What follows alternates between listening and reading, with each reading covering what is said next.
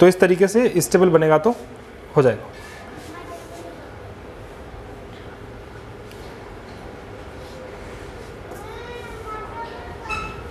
अब आते हैं अपने वाले टॉपिक पे।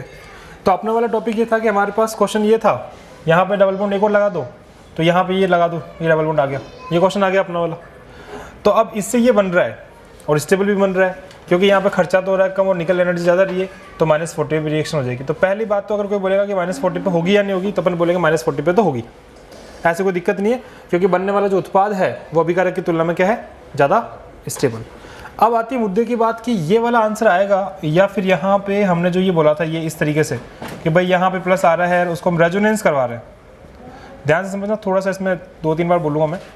तो रेजोनेंस करवाने के बाद में प्लस यहाँ पे आ रहा है, तो प्लस यहाँ पे आ रहा है, तो उसका जो आंसर आ रहा है वो आंसर आ रहा है यहाँ पे कि यहाँ पे डबल बॉन्ड आ गया, एक्स या जो भी तुम्हारा BR VR है CR वो यहाँ पे लगा दिया और हाइड्रोजन यहाँ पे लगा दिया। मतलब कि अपन ने योग करवा दिया 1 2 3 4, 1 और 4 नंबर पे जोड़ दिया 1 4 योग। अब देखो, अगर तुम्हारे पास बहुत कम एनर्जी है तो तुम जब बॉन्ड तोड़ना चालू करोगे तो बॉन्ड कम तोड़ोगे या ज़्यादा तोड़ोगे? कम तोड़ोगे, क्योंकि है ही नहीं अपने पास, उतनी है ही। और अगर बॉन्ड एनर्जी ज़्यादा है, टेम्परेचर ज़्यादा, तो अपन जितने भी तोड़ सकते हैं तोड़ लेते हैं, ताकि अपना बनने वाला प्रोडक्ट अधिक से अधिक स्टेबल हो। समझ में आ रही बात? अब मेरा क्वेश्चन समझना, इस कंपाउंड से इस कंपाउंड तक पहुंचने के लिए कितने बॉन्ड तोड़े? कौन सा? पाई, एक ही टूटा। और इससे यहाँ तक पहुंचने के लिए कितने तोड़े? कौन कौन से पाई? एक तो ये वाला पाई टूटा तो ये बना, फिर जब रेजोनेंस हुआ तब भी तो वो पाई टूटा है वहाँ से, रेजोनेंस के अंदर ये पाई यहाँ से टूटा था और टूट के यहाँ पे बना था, तो इसको भी तोड़ना पड़ा। तो बताओ -40 पे कौन सा हुआ? ऊपर वाला। समझ में आ गया? बच्चों को समझ में नहीं आता कि -40 पे ऊपर वाला कैसे आया। तो रीज़न ये है कि भाई तुम्हारे पास इतना टेम्परेचर ही नहीं है, तो टेम्परेचर नहीं तो कम से कम एक ही बॉन्ड तोड़ सकते हो, पाई तोड़ लो।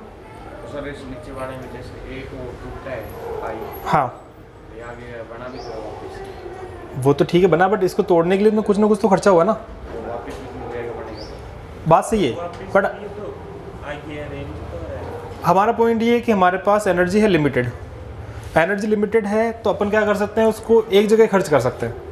तो वो अपन ने एक जगह खर्च कर लिया यहाँ पे, जबकि यहाँ पे क्या होगा कि वो बनने के बाद में फिर इसको तोड़ के आगे कर रहे हैं, तो वो थोड़ी सी दिक्कत आएगी। अब इसमें तुम ऐसे समझो, एनर्जी की कमी होने की वजह से एक बार में एक स्टेप हुआ, और अगर एनर्जी है तो ये बन गया। अब डाउट ये आएगा कि भाई ये क्यों बनाया फिर सर आपने, ये रेजोनेंस क्यों करवाया, इससे कुछ फ़ायदा है क्या? तो ये बताओ मेरे को कि ये वाला जो प्रोडक्ट है और ये वाला जो प्रोडक्ट है 1 2 और 1 4, इसमें से मोर स्टेबल कौन सा है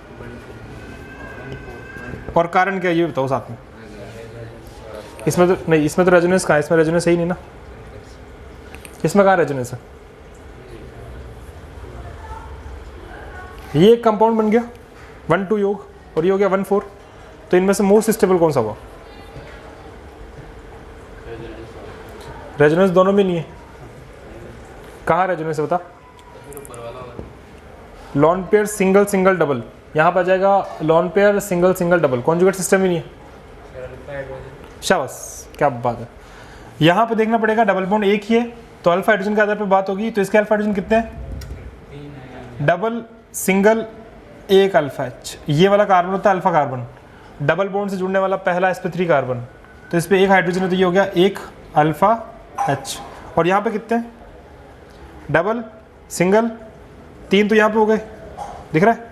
एक मैंने दिखा रखा था, 2 पहले से थे, डबल सिंगल और यहाँ पे कितने हैं? 2, तो 3 2 5 अल्फा एच। तो अगर हमारे पास तापमान है, अगर हमारे पास टेम्परेचर है, तो अपन क्या चाहेंगे कि भाई वो वाला बनाओ जिसमें स्टेबिलिटी ज़्यादा से ज़्यादा मिले, इसलिए वो रेजोनेंस वहाँ पे हो गया था। और रेजोनेंस होने के लिए जो एनर्जी की रिक्वायरमेंट थी वो उसको +40 पे कमरे के तापमान से मिल गई। और जब यहाँ पे टेम्परेचर तुम्हारा -40 था तो बड़ी मुश्किल से उसको एक बॉन्ड तोड़ सकता था, वो उसने तोड़ा और लग गया।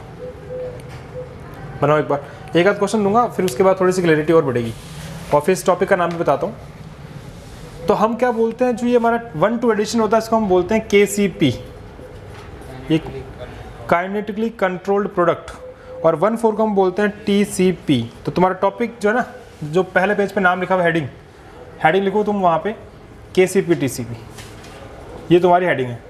और अभी एक क्वेश्चन दूंगा मैं, एक बार दोबारा समराइज़ कराऊंगा पहले, फिर दोबारा सोचना एक बार और फिर आंसर निकालना खुद से। देखते क्या आंसर आता है।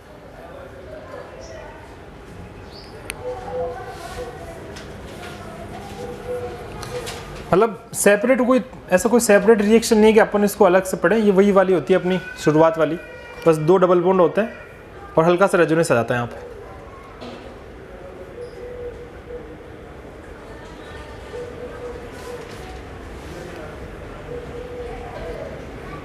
सर ये और तरीके से भी हो सकती है। कैसे? इधर वाला बॉन्ड, इधर वाला कौन सा? इधर वाला पाइप। हाँ तो इस वाले पाइप बॉन्ड को तोड़ेंगे अपन, तो यहाँ पे एक्स लगा के वहाँ पे एच करेगा तो आंसर तो सेम ही आएगा, सेम आएगा। और फिर रेजोनेंस कराएगा तो ये भी सेम आएगा, क्योंकि कंपाउंड जो है वो सिमेट्रिकल है, इधर से करो या उधर से करो बात एक ही है। लेकिन अभी एक सवाल देने वाला हूँ, उसमें देखना कि तुम क्या करते हो, वो सेम नहीं होगा।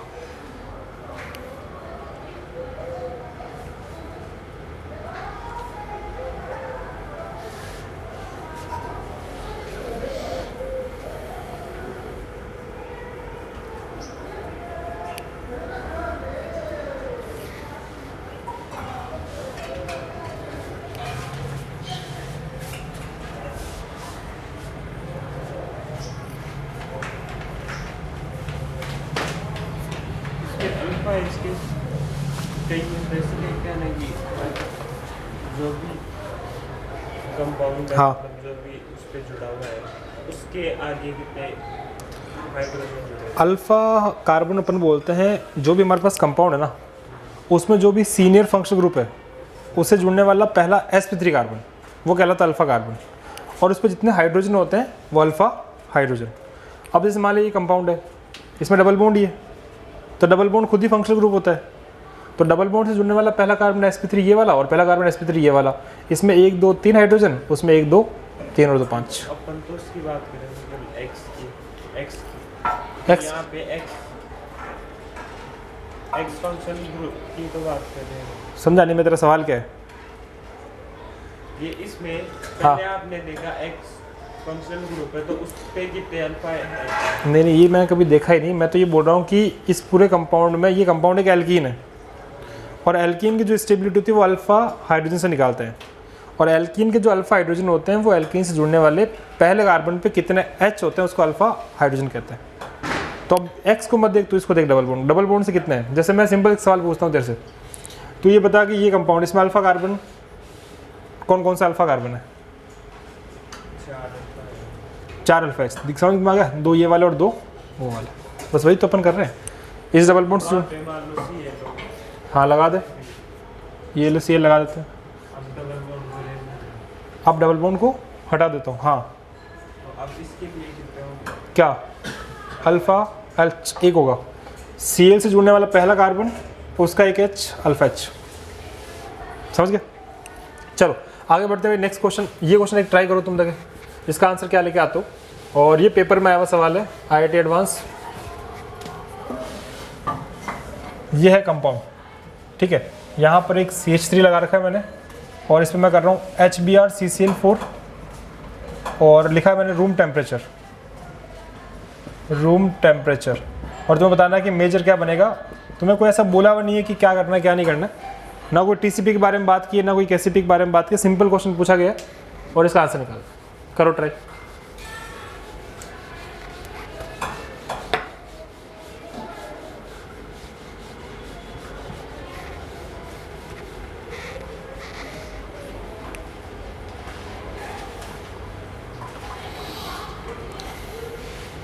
लगाओ अप्रोच, देखते हैं क्या करते हो।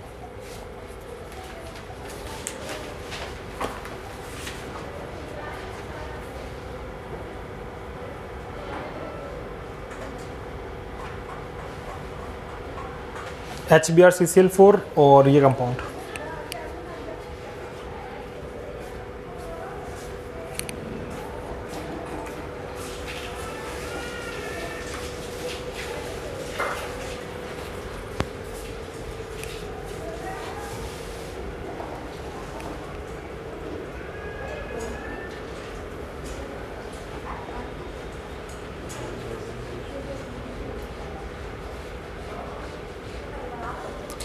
अच्छा एक बात बताओ, सबसे पहले क्या करोगे?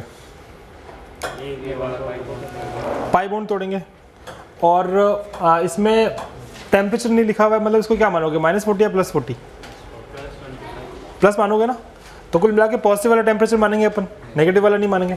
तो अब इसमें सबसे पहले, और इसमें 1 मोल लिखा हुआ है, ये 1 मोल तो लिखा हुआ है, ये 2 मोल नहीं है, ये मैं भूल गया था, 1 मोल लिखा हुआ है। तो सबसे पहली बात है कि एक पाई बॉन्ड तोड़ना है।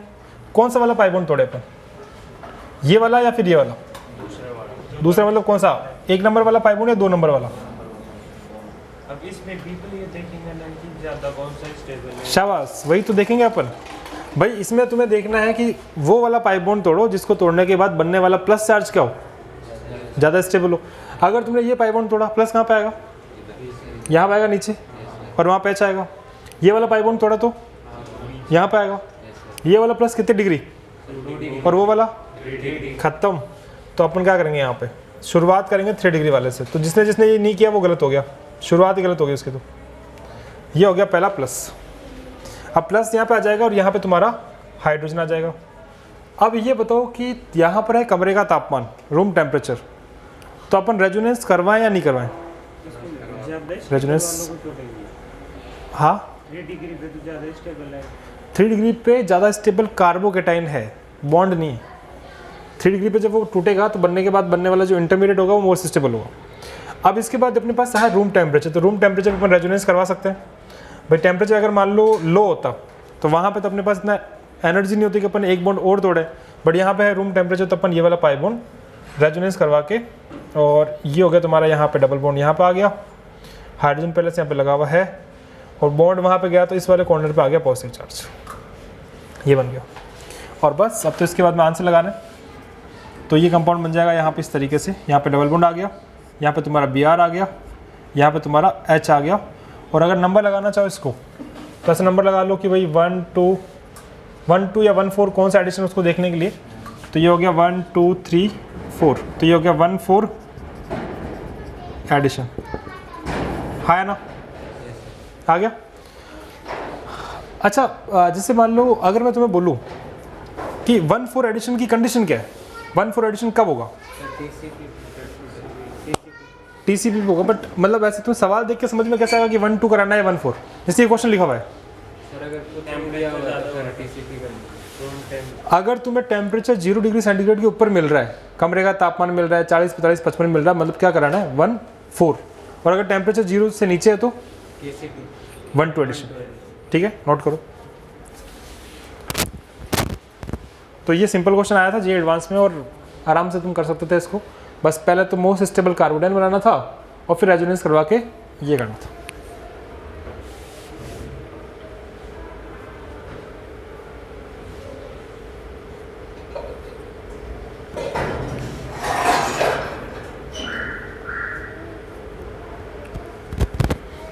अब इसके बाद एक क्वेश्चन और थोड़ा सा मैं बना रहा हूँ, वो देखते हैं कि वो भी तुम कर पाते हो या नहीं।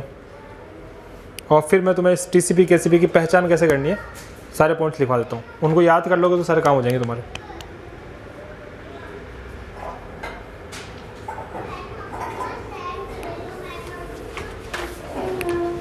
पहले वाली रिएक्शन पड़ी, उसके अंदर ऐसे नहीं आएगा क्या, 2 1 डबल बॉन्ड वाला? हाँ। बॉन्ड वाले आएगा। पहले कौन सा? 1 नंबर वाले। इससे पहले 1 नंबर वाले, हाँ उसमें 1 डबल बॉन्ड होगा, उसमें 1 ही होगा। अभी मैं सारे सवाल पूछूंगा, एक क्वेश्चन और ट्राई करो तुम। ये हो गया, हटा दूँ? इसका आंसर निकालो तो इसका आंसर क्या आएगा। जैसे मान लो कि ये तुम्हारे पास में है, यहाँ पे ऐसा कुछ कंपाउंड है, यहाँ पे डबल बॉन्ड है, यहाँ पे भी डबल बॉन्ड है, और इसकी रिएक्शन करवानी है Br2 के साथ 1 मोल या 1 इक्विवेलेंट भी बोल सकते हैं अपन CCl4 के साथ, और बताना कि मेजर क्या बनेगा। और ये तुमने पढ़ भी रखी रिएक्शन, टेस्ट ऑफ अनसैचुरेशन, याद आ गया? डबल बॉन्ड पे Br2 का एडिशन, ब्राउन कलर गायब होना, कराओ। और देखो आंसर क्या आएगा। ये पेपर में आया हुआ नहीं है, बस ये अपन ने थोड़ा ऐसे बना रखा है, किसी बुक वगैरह में देखा था मैं, वहाँ पे ये दिया हुआ था। है यही याद है, क्या पता, बिल्कुल। जब मैंने पहली बार 2016 में पढ़ाया था, उसके बाद में आई थिंक 17 या 18 वाला पेपर में जो मेरे क्लासरूम के नोट्स थे ना, उनमें से डिक्टो 3-4 सवाल एज इट इज़ आए थे। मैंने जहाँ से पढ़ाया था उसमें कुछ बुक्स वगैरह से एग्जांपल लिए थे, वो कॉन्सिडेंटली आए थे, मतलब एडवांस में आए थे मैकेनिज्म वाले। मैं इसमें तो एनसीईआरटी से आ जाते हैं, उसमें तो कोई दिक्कत ही नहीं है।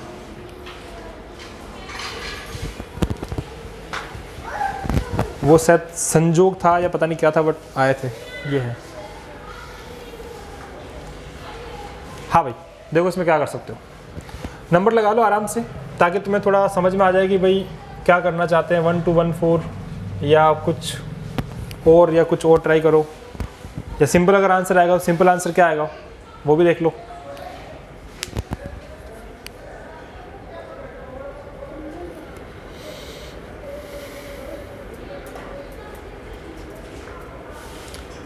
देखो डबल बॉन्ड की Br2 के साथ रिएक्शन क्या बनाता है, इंटरमीडिएट।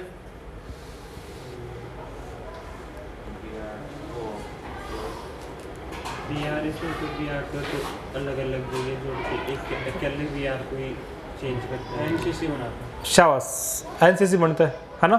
मतलब ये कौन सी रिएक्शन, इसके लिए कुछ अपन ने किया था कि कुछ ट्रिक वगैरह याद की थी, वही क्या? हाँ। कौन सा एडिशन होता है यहाँ पे?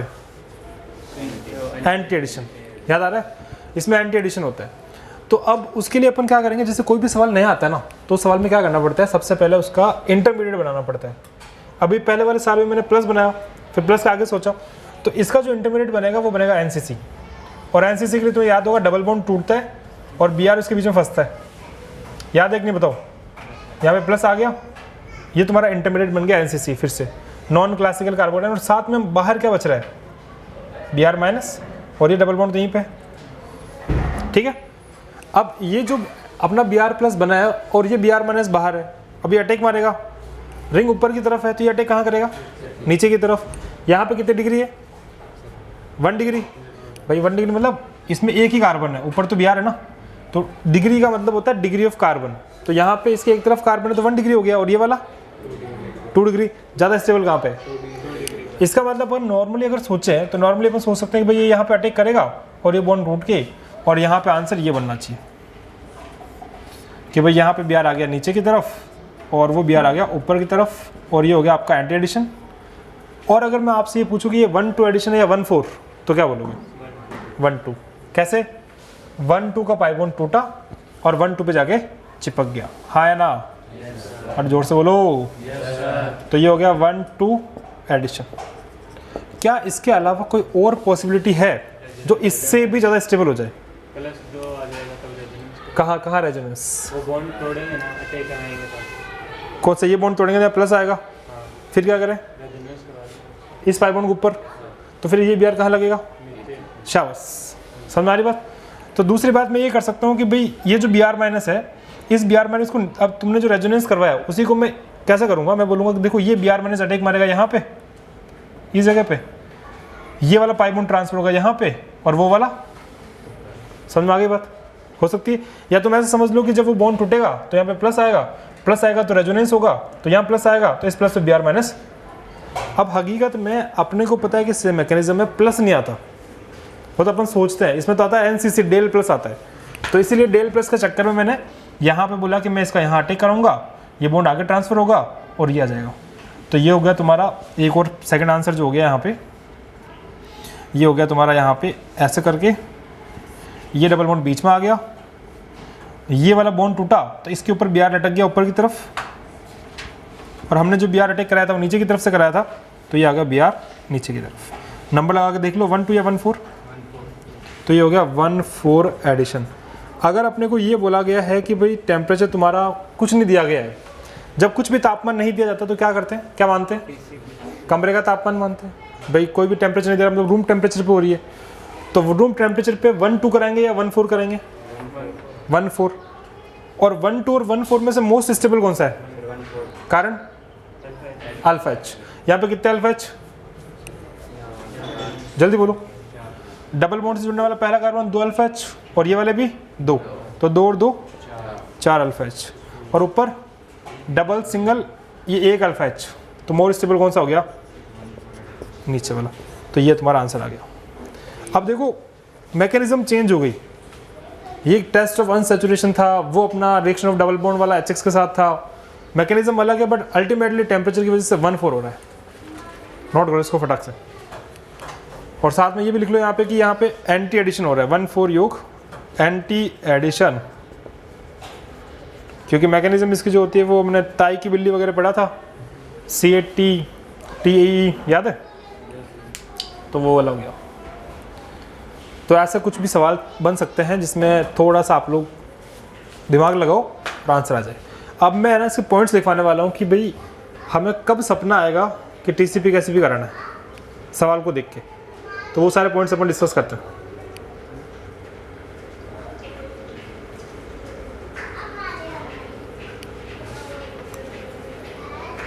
हाँ निखिल, छाप लिया, नोट कर इसको, कर लिया।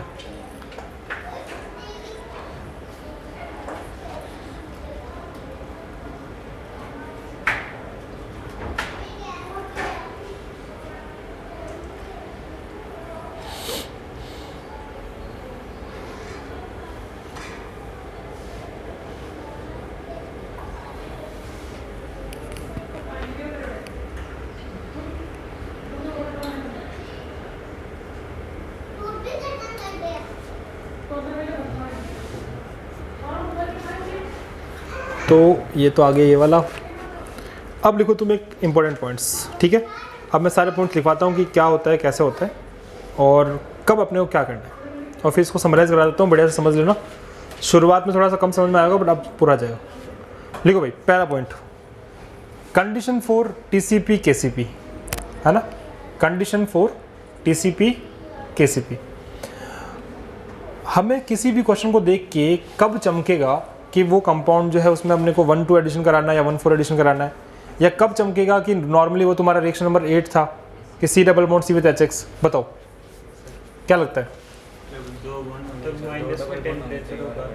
पहली बात कि ऐसा कुछ माइनस में टेम्परेचर वगैरह दिया वो। दूसरी बात, डबल बॉन्ड कितने हो, 2 डबल बॉन्ड हो। और एक तीसरी बात और भी है, कुछ नहीं दिया तो TCP करना है, कुछ नहीं दिया तो TCP करना, सही बात है। और अगर लो टेम्परेचर दिया तो KCP, लो टेम्परेचर तो KCP करना है।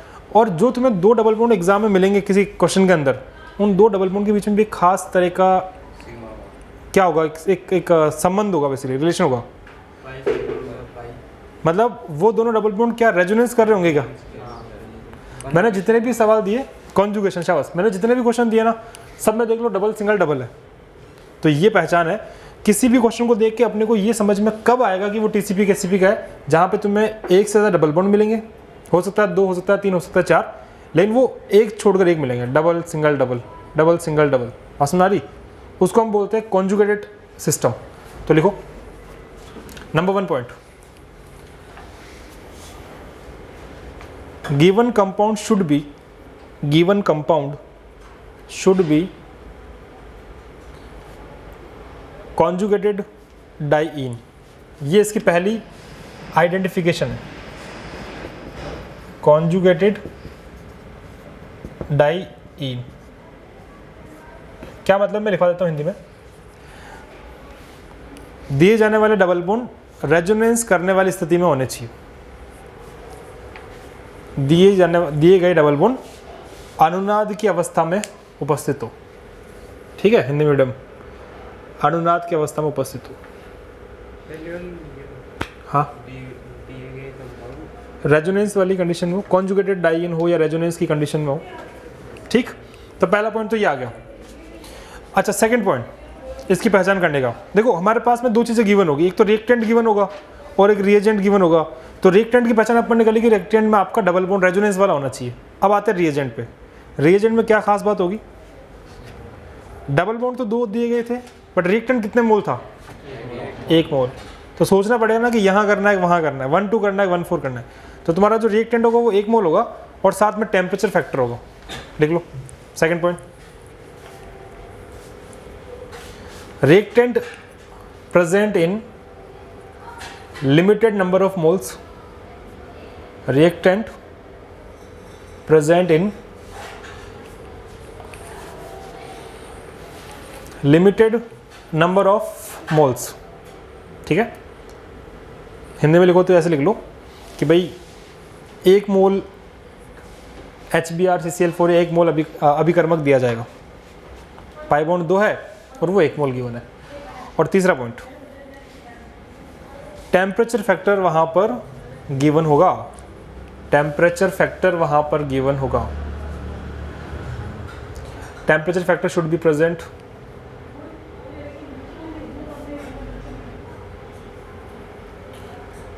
It means low temperature, room temperature, high temperature, ऐसा कुछ मेंशन होगा, है ना।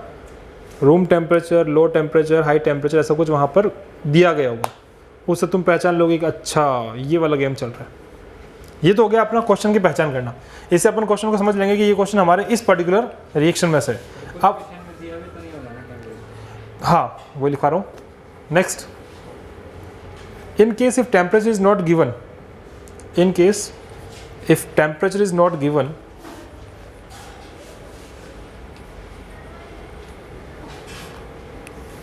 then we will assume room temperature। समझ रहे हो? तो हम क्या करेंगे फिर रूम टेम्परेचर को अज्यूम कर लेंगे। चलो आगे बढ़ते हैं। तो ये हो गया क्वेश्चन की पहचान हो गई। अब बात करते हैं कि आंसर्स में क्या करना है। नेक्स्ट पॉइंट लिखो, at high temperature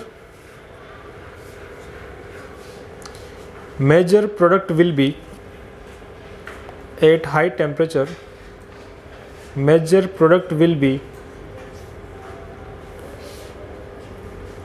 1,4 addition, 1,4 addition. और ब्रैकेट में लिखो टीसीपी। टीसीपी की फुल फॉर्म भी लिखा रहा हूँ मैं यहाँ पे। हाँ, टीसीपी का मतलब हो गया thermodynamically controlled product, thermodynamically controlled product. और हिंदी में बात करें तो ऊष्मा गतिकीय नियंत्रित उत्पाद, ऊष्मा गतिकीय नियंत्रित उत्पाद, ऐसा कुछ गिवन होगा। ठीक है, तो ये हो गया तुम्हारा हाई टेम्परेचर पे। हाई टेम्परेचर के ब्रैकेट में ये भी लिख सकते हो हाई टेम्परेचर और रूम टेम्परेचर, एक ही बात, मतलब 0 डिग्री से ऊपर। Next point, at low temperature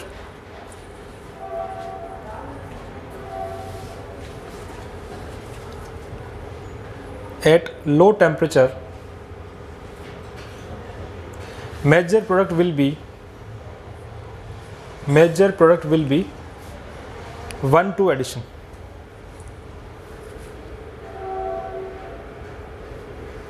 ठीक है, और 1,2 एडिशन के ब्रैकेट में लिखोगे केसीपी।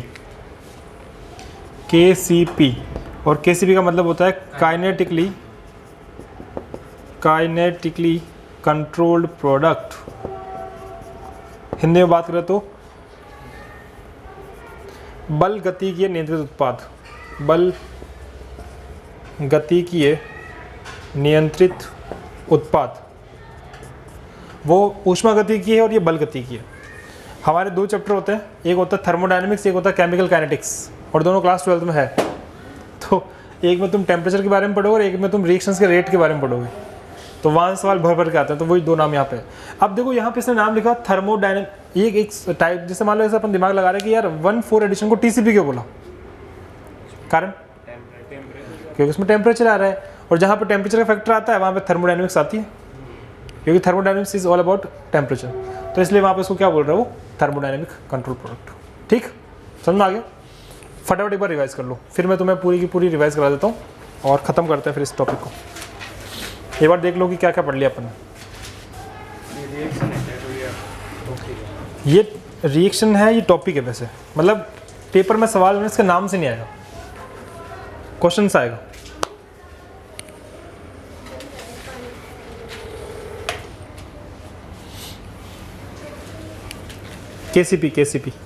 केसीपी और टीसीपी, ये इसका नाम है। मतलब ये वैसे अलग से कोई खराश रिएक्शन, वैसे कोई रिएक्शन नहीं है।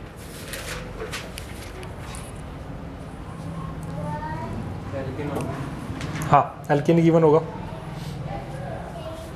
एल्कीन ही होगा। एल्किन रिएक्शन हो गई पूरी। टॉपिक एल्कीन पूरा हो गया, ऐसे पूछ रहेगा। हाँ अब हो गया, अब अपना एल्काइन चालू होगा।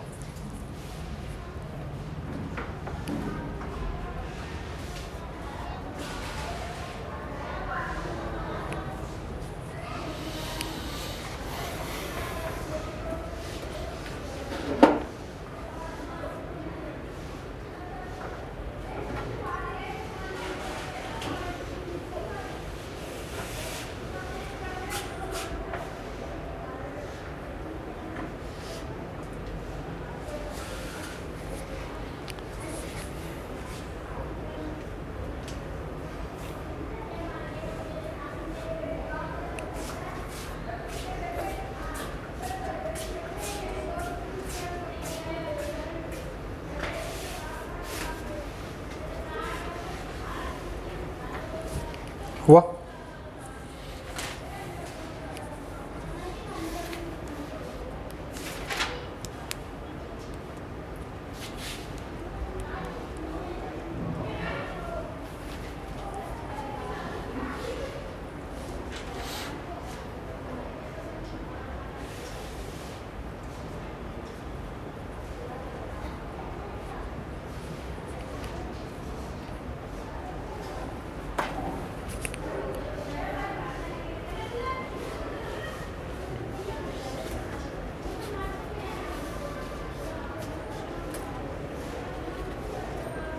कर लिया?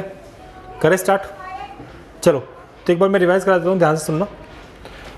हमारे पास स्टार्टिंग में 2 डबल बॉन्ड गिवन होंगे, दोनों एक छोड़कर एक होगा, डबल सिंगल डबल, और उन दोनों डबल बॉन्ड के साथ हमें कुछ भी इलेक्ट्रोफाइल का पोर्शन मिलेगा।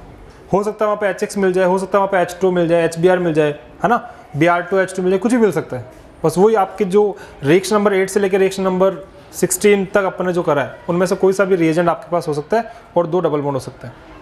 तो आपने को क्या करना है, एक ही मोल होगा, एक पाई बॉन्ड तोड़ना है, एक पाई बॉन्ड तोड़ के मोस्ट स्टेबल प्लस बनाना है, बना लिया। और वो बनाने के बाद में अगर सामने वाला बोल रहा है कि माइनस टेम्परेचर में है तो कुछ नहीं करना, बस वो पाई बॉन्ड तोड़ा, एक यहाँ लगा दो, एक यहाँ लगा दो, 1 2 एडिशन हो गया, खत्म, आ गया आंसर।